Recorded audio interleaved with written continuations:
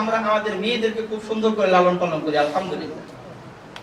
সবাই মেয়ের প্রতি বাবার একটু ভালোই আকৃষ্ট হয়, মেয়েদেরকে খুব আদর যত্ন করে। এখানে মোটামুটি কমতি করে না, হঠাৎ দুই একজন থাকতে পারে।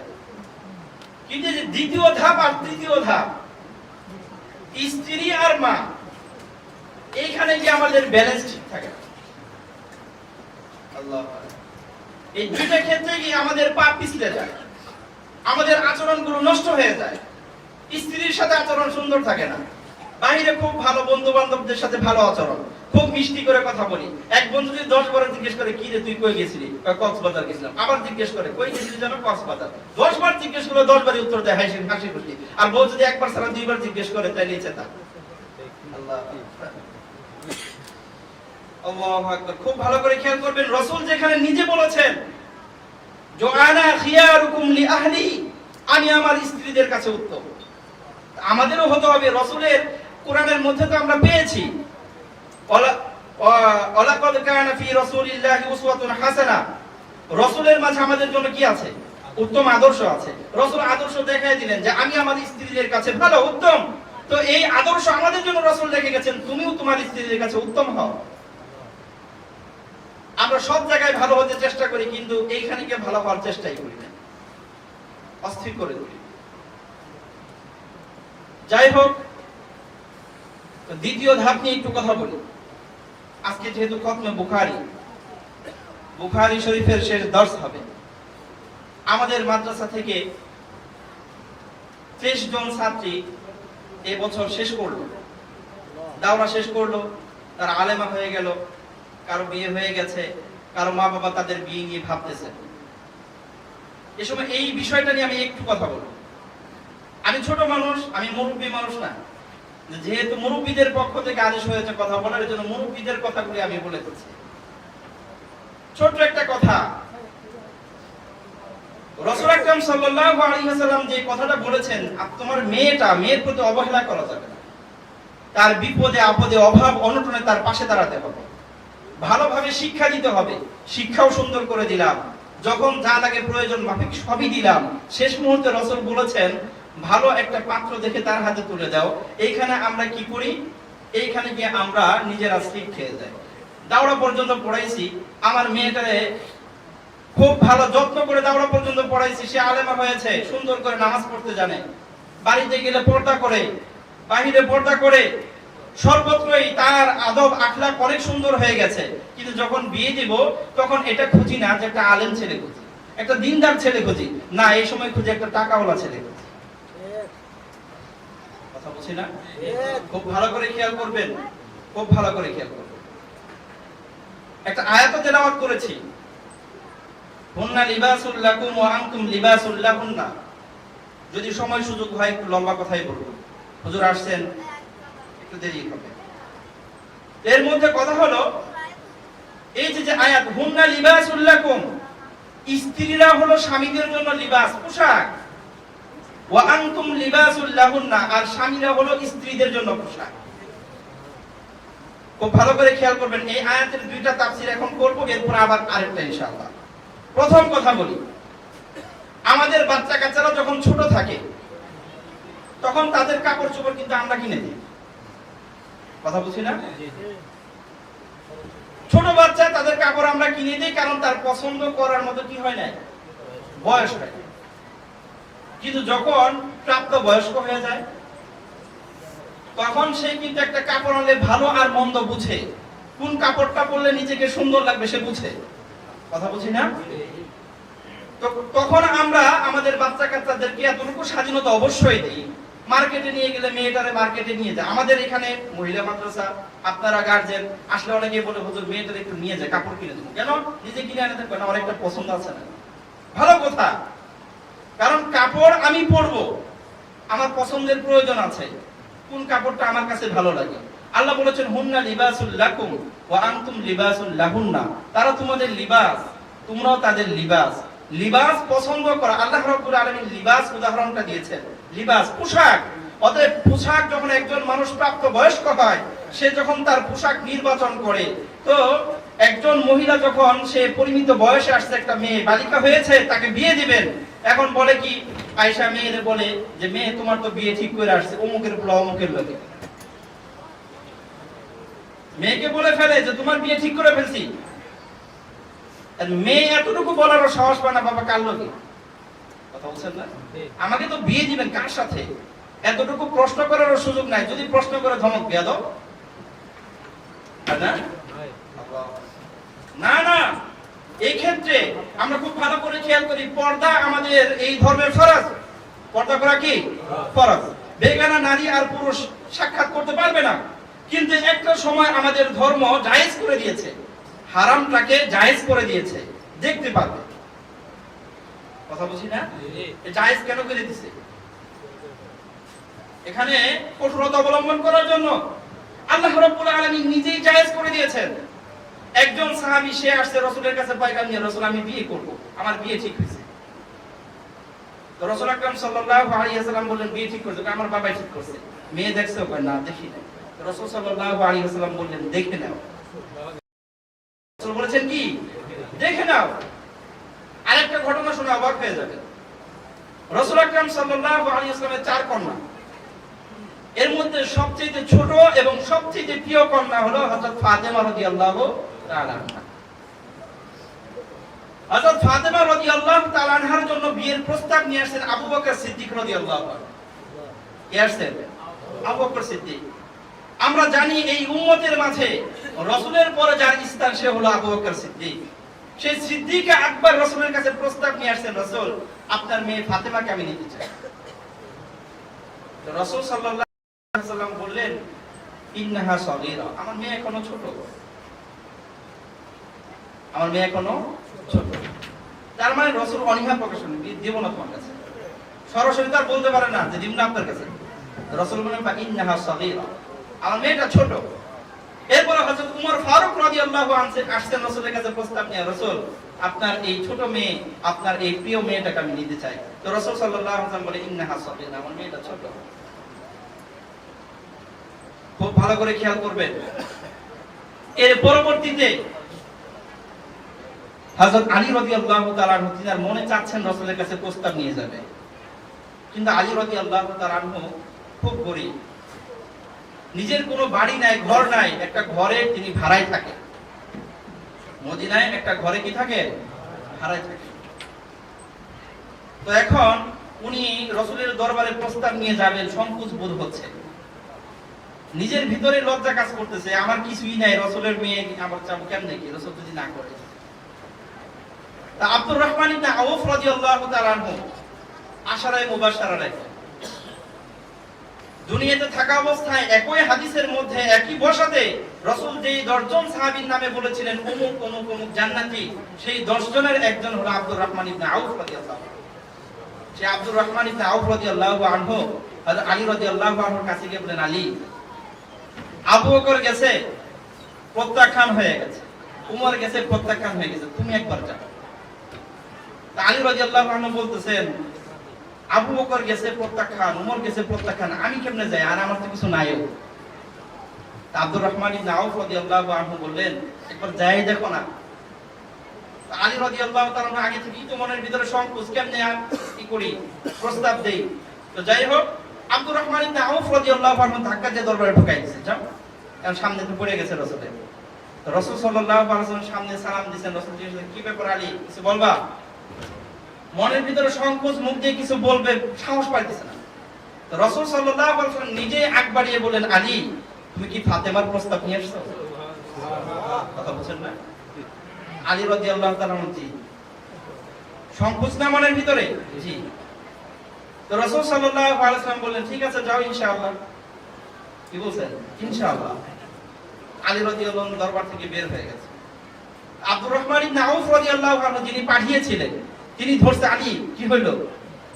তো আলী রাদিয়াল্লাহু তাআলা একটু লজ্জিত হয়ে বলেন তা অযথায় ধাক্কাতে পাঠিয়েছেন, প্রত্যাখ্যান হয়ে গেছে, দেব না।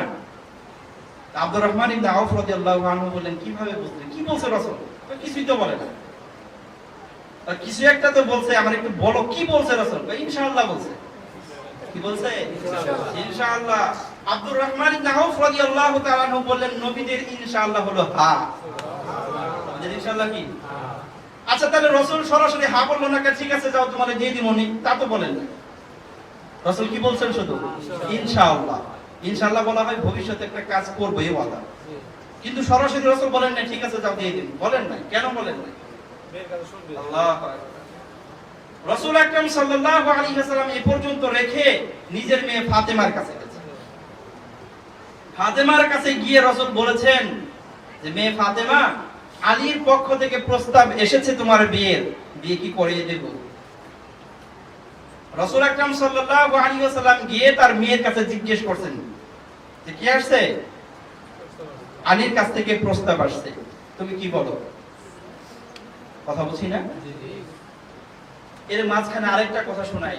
রাসূল আকরাম সাল্লাল্লাহু আলাইহি ওয়াসাল্লামের যতগুলো বিয়ে নিজে করেছেন আর যাদের রাসূল নিজে বিয়ে করিয়েছেন, মা যাওয়াজতু ওয়া মা তাযাওয়াজতু ইল্লা বিওয়াহিম মিনাস সামা।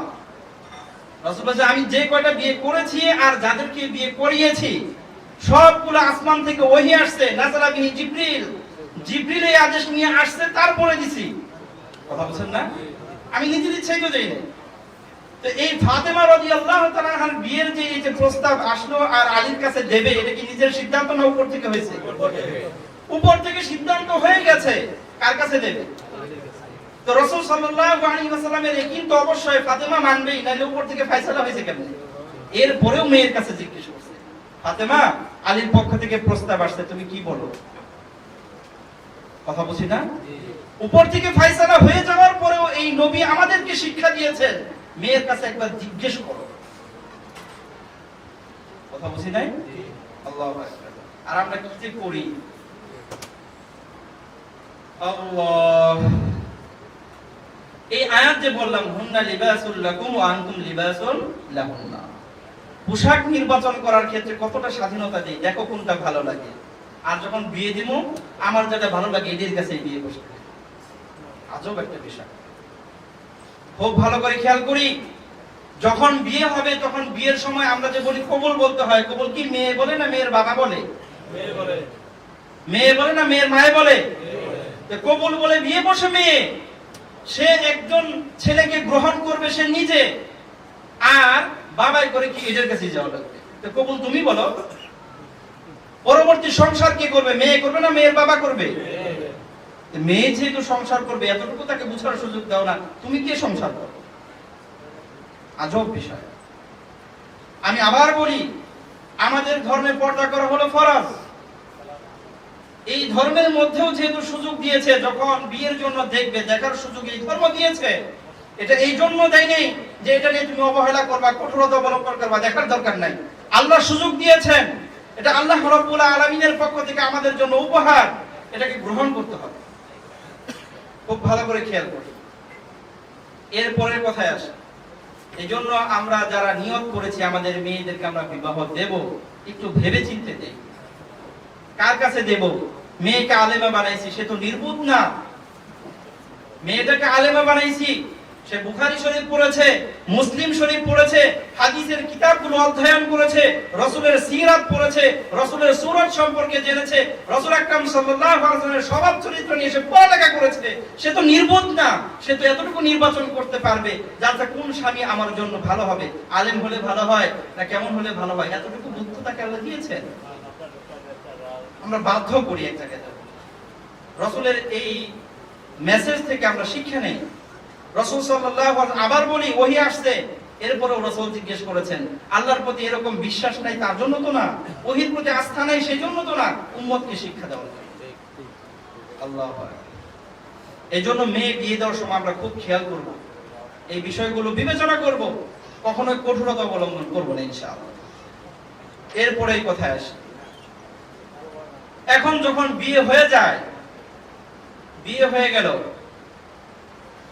অচেনা একটা পরিবেশ একটা মেয়ে যখন চলে আসে, আসার পর থেকে তার প্রতি আমাদের যে আচরণগুলো হয়, আমি আগেও বলেছি দুইটা স্টেপে কি আমরা পিছলে পড়ে যাই, মায়ের সাথে আচরণ করতে গিয়ে আর স্ত্রীর সাথে আচরণ করতে।